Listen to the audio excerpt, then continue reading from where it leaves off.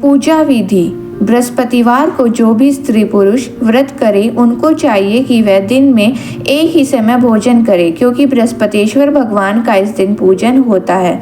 भोजन पीले चने की दाल आदि का करे, परंतु नमक नहीं खाएं और पीले वस्त्र पहने, पीले ही फलों का प्रयोग कर पीले चंदन से पूजन करे। पूजन के बाद प्रेम पूर्वक गुरु महाराज की कथा सुननी चाहिए। इस व्रत को करने से मन की इच्छाएं पूरी होती हैं और बृहस्पति महाराज प्रसन्न होते हैं तथा धन, पुत्र, विद्या तथा मनवांछित फलों की प्राप्ति होती है। परिवार को सुख शांति मिलती है, इसलिए यह व्रत सर्वश्रेष्ठ और अति फलदायक है। सब स्त्री व पुरुषों के लिए इस व्रत में केले का पूजन करना चाहिए। कथा और पूजन के समय तन, मन, कर्म, वचन से शुद्ध होकर जो इच्छा हो बृहस्पति देव से प्रार्थना करनी चाहिए। उनकी इच्छाओं को बृहस्पति देव अवश्य पूर्ण करते हैं, ऐसा मन में दृढ़ विश्वास रखना चाहिए। जय हो बृहस्पति देव भगवान की जय।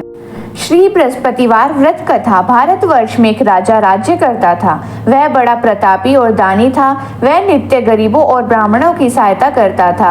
यह बात उसकी रानी को अच्छी नहीं लगती थी। वह ना ही गरीबों को दान देने देती, ना ही भगवान का पूजन करती थी और राजा को भी दान देने से मना किया करती थी। एक दिन राजा शिकार खेलने वन को गए हुए थे तो रानी महल में अकेली थी। उसी समय बृहस्पति देव साधु के वेश में राजा के महल में भिक्षा लेने के लिए गए और भिक्षा मांगी। रानी ने भिक्षा देने से इनकार किया और कहा, हे साधु महाराज, मैं तो दान पुण्य से तंग आ गई हूँ। मेरा पति सारा धन लुटाता रहता है। मेरी इच्छा है कि हमारा सारा धन नष्ट हो जाए, फिर न रहेगा बांस, न बजेगी बांसुरी। साधु ने कहा, देवी तुम तो बड़ी अजीब हो। धन संतान तो सभी चाहते हैं, पुत्र और लक्ष्मी तो पापी के घर भी होनी चाहिए। यदि तुम्हारे पास अधिक धन है तो भूखों को भोजन दो, प्यासों के लिए प्याऊ बनवाओ, मुसाफिरों के लिए धर्मशालाएं खुलवाओ। जो निर्धन अपनी कुंवारी कन्याओं का विवाह नहीं कर सकते उनका विवाह करा दो। ऐसे और कई काम हैं जिनके करने से तुम्हारा यशलोक परलोक में फैलेगा। परंतु रानी पर उपदेश का कोई प्रभाव न पड़ा। वह बोली, महाराज आप मुझे कुछ न समझाए, मैं ऐसा धन नहीं चाहती जो हर जगह बिटता फिरे। साधु ने उत्तर दिया, यदि तुम्हारी ऐसी इच्छा है तो तथास्तु। तुम ऐसा करना कि बृहस्पतिवार को घर लीपकर पीली मिट्टी से अपना सिर धोकर स्नान करना, भट्टी चढ़ाकर कपड़े धोना। ऐसा करने से आपका सारा धन नष्ट हो जाएगा। इतना कहकर वह साधु महाराज वहां से आलोप हो गए। जैसे वह साधु कहकर गया था, रानी ने वैसा ही किया। 6 बृहस्पतिवार ही बीते थे कि उसका सारा धन नष्ट हो गया और भोजन के लिए दोनों तरसने लगे, सांसारिक भोगों से दुखी रहने लगे। तब वह राजा रानी से कहने लगा कि तुम यहाँ पर रहो, मैं दूसरे देश को जाता हूँ, क्योंकि यहाँ पर मुझे सभी मनुष्य जानते हैं, इसलिए कोई कार्य भी नहीं कर सकता। देश चोरी परदेश भीख बराबर है। ऐसा कहकर राजा परदेश चला गया। वहाँ जंगल को जाकर लकड़ी काटता और उसे शहर में बेचता। इस तरह वह जीवन व्यतीत करने लगा। एक दिन दुखी होकर जंगल में एक पेड़ के नीचे निश्चित रूप से आसन जमाकर बैठ गया। वह अपनी दशा को याद करके व्याकुल होने लगा। बृहस्पतिवार का दिन था। एकाएक उसने देखा कि निर्जन वन में एक साधु प्रकट हुआ है। वह साधु वेश में स्वयं बृहस्पति देवता थे। लकड़हारे के सामने आकर बोले, हे लकड़हारे, इस सुनसान जंगल में तू चिंता मग्न क्यों बैठा है? लकड़हारे ने दोनों हाथ जोड़कर प्रणाम किया और उत्तर दिया, महात्मा जी आप सब कुछ जानते हैं, मैं क्या कहूँ। यह कहकर वह रोने लगा और साधु को आत्मकथा सुनाई। महात्मा जी ने कहा, तुम्हारी स्त्री ने बृहस्पति के दिन वीर भगवान का निरादन किया है, जिसके कारण रुष्ट होकर तुम्हारी यह दशा कर दी गई है। अब तुम चिंता को दूर करके मेरे कहने पर चलो तो तुम्हारे सब कष्ट दूर हो जाएंगे और भगवान पहले से भी अधिक धन संपत्ति तुम्हें देंगे। तुम बृहस्पति के दिन पाठ किया करो। 5 रुपए की चना मुनक्का मंगवाकर उनका प्रसाद बनाओ। शुद्ध जल के लोटे में शक्कर मिलाकर अमृत तैयार करो। कथा के पश्चात अपने सारे परिवार और सुनने वाले प्रेमियों में अमृत व प्रसाद बांटकर आप भी ग्रहण करो। ऐसा करने से भगवान तुम्हारी सभी मनोकामनाएं पूरी करेंगे।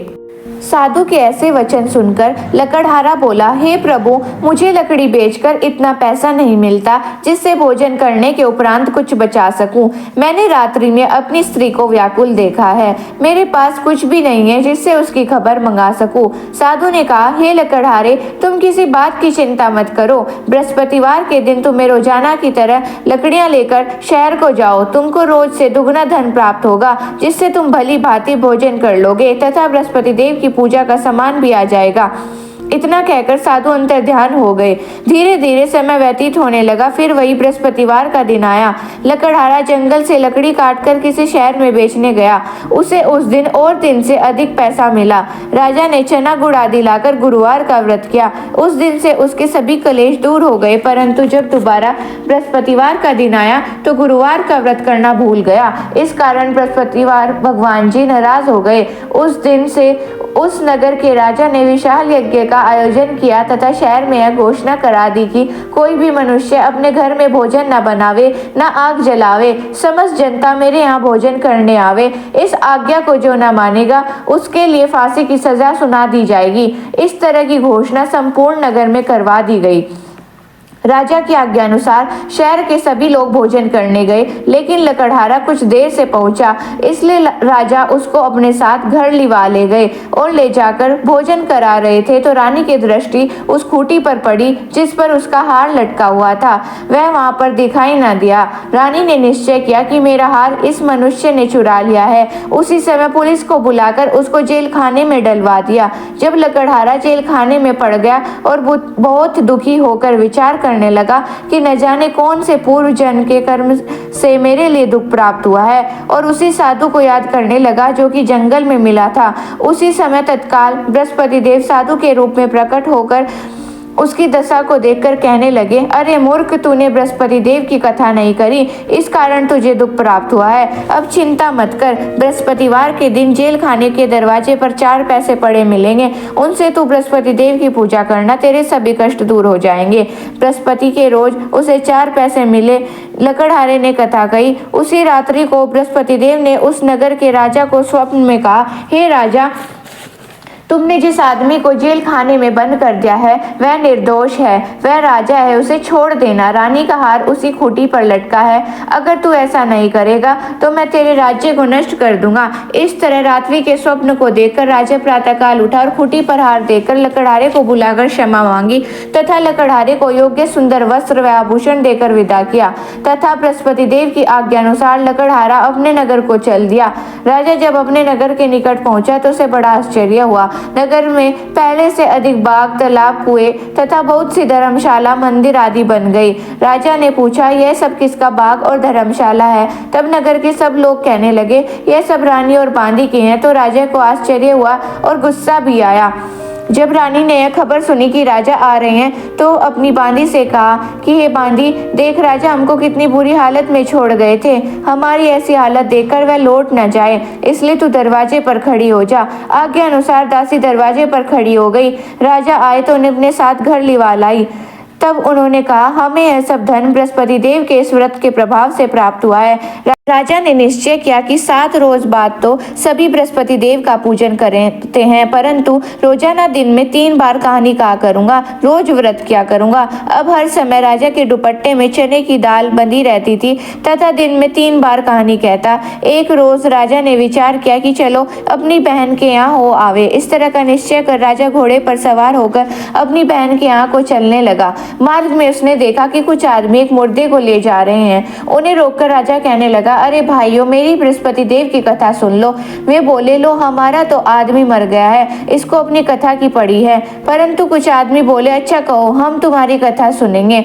राजा ने दाल निकाली और कथा कही। कथा आदि हुई थी कि मुर्दा हिलने लग गया और जब कथा समाप्त हो गई तो राम राम करके मनुष्य उठकर खड़ा हो गया।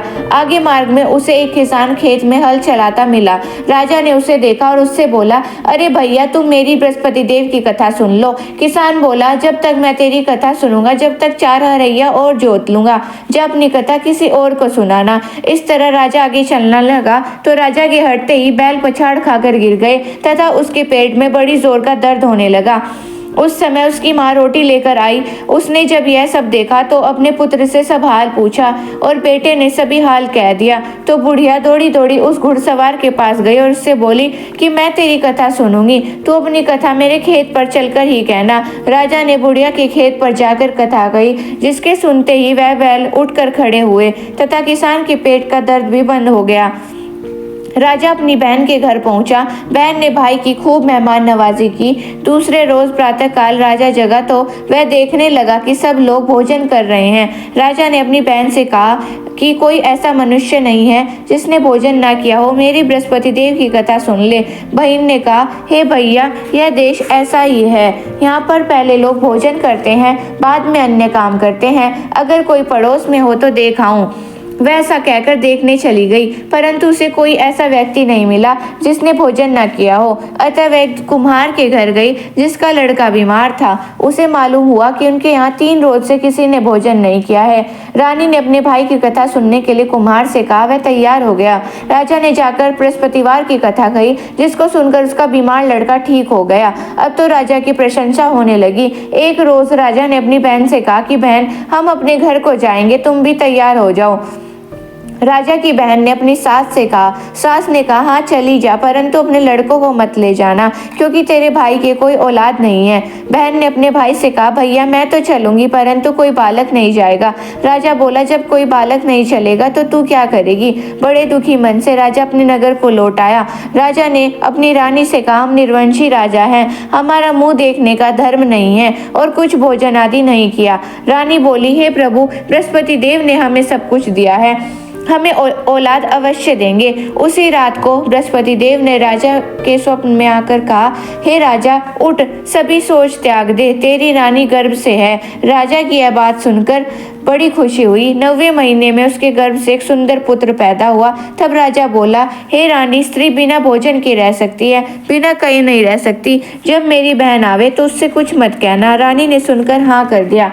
जब राजा की बहन ने यह शुभ समाचार सुना तो वह बहुत खुश हुई तथा बधाई लेकर अपने भाई के यहाँ आई। तभी रानी ने कहा कि घोड़ा चढ़कर तो नहीं आई, गधा चढ़ी आई। राजा की बहन बोली, भाभी मैं इस प्रकार न कहती तो तुम्हें औलाद कैसे मिलती। बृहस्पति देव ऐसे ही हैं, जैसी जिसके मन में कामनाएं हैं सभी को पूर्ण करते हैं। जो सद्भावना पूर्वक बृहस्पतिवार का व्रत करता है, कथा पढ़ता है अथवा सुनता है, बृहस्पति देव उसकी मनोकामना पूर्ण करते हैं। भगवान बृहस्पति देव उसकी सदैव रक्षा करते हैं। संसार में सद्भावना से भगवान जी का पूजन व्रत करके सच्चे हृदय से उनका मनन करते हुए जयकारा बोलनी चाहिए। जय हो बृहस्पति देव भगवान की जय, जय हो महालक्ष्मी की जय।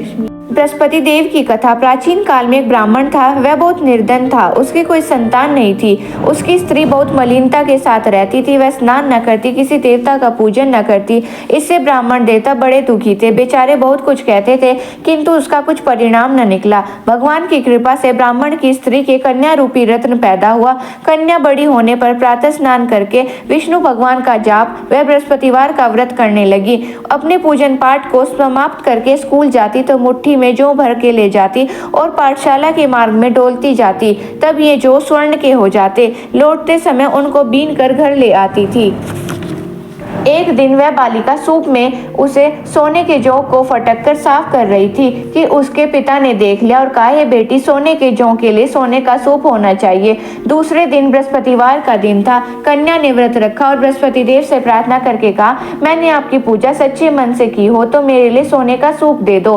बृहस्पति देव ने उसकी प्रार्थना कर ली। रोजाना की तरह वह कन्या जौ फैलाती ही जाने लगी। जब लौटकर जौ बीन रही थी तो बृहस्पति देव की कृपा से सोने का सूप मिला। उसे वह घर ले आई और उसमें जौ साफ करने लगी, परंतु उसकी मां का वही ढंग रहा।